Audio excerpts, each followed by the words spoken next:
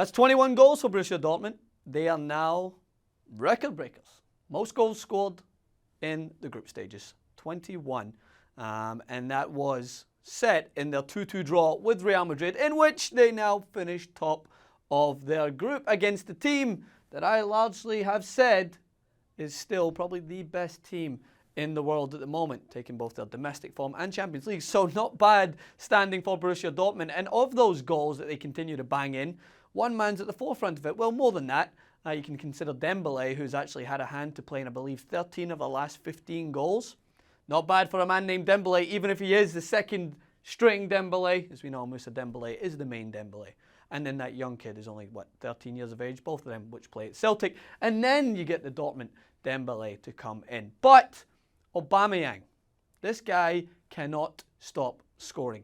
19 goals in 17 games across all competitions. That's frightening. So he was in top form. I thought his all-round performance today, his hold-up play, his movement was frightening. Little unlucky, some could make the claim for a penalty in the last few minutes as Carvajal seemed to body check him, but I think it would have also been a little too easy of a penalty to give at that stage. But nonetheless, Borussia Dortmund held their own against the Champions League holders in their own backyard.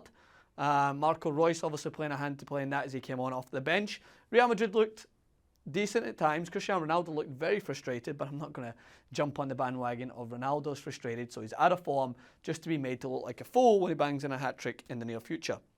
But rather than that, I want to talk about Borussia Dortmund and where I think their chances are now. So they finished top, which gives them, on paper, the easier of the teams to face. There's still a lot of tough second-place teams in there to face. But with that, wouldn't it just be typical for Arsenal, the year that they finished top of their group, first time in a long time, unbeaten, first time in a very long time, for them to get drawn against Real Madrid?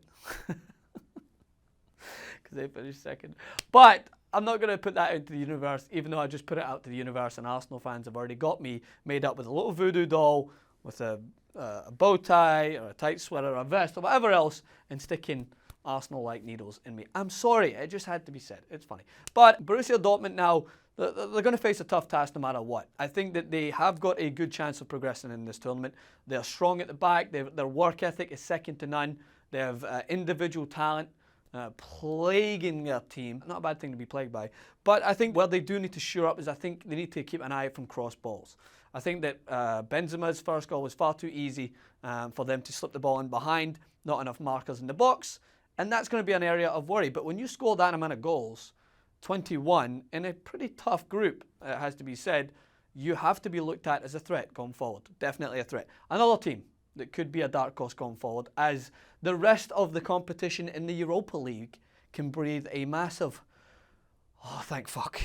Sevilla now technically cannot play in the Europa League, which means their chance to win again, because they won 3 Europa Leagues in a row, is now put by the wayside, as they technically cannot qualify for the Europa League, even if they crash out of the last 16 of the Champions League. They were fantastic in their group. They definitely proved a tough test to Juventus, who, as I keep throwing the stats, it's just coming off my head, people, come on, conceded the least amount of goals in the Champions League this year, along with Atletico Madrid, of course. Both of them only conceded 2 goals throughout the group stage, so both of them are definitely teams to look out for. But I'm not going to bore you with the what team to look out for, dark horses. That clip is coming very soon.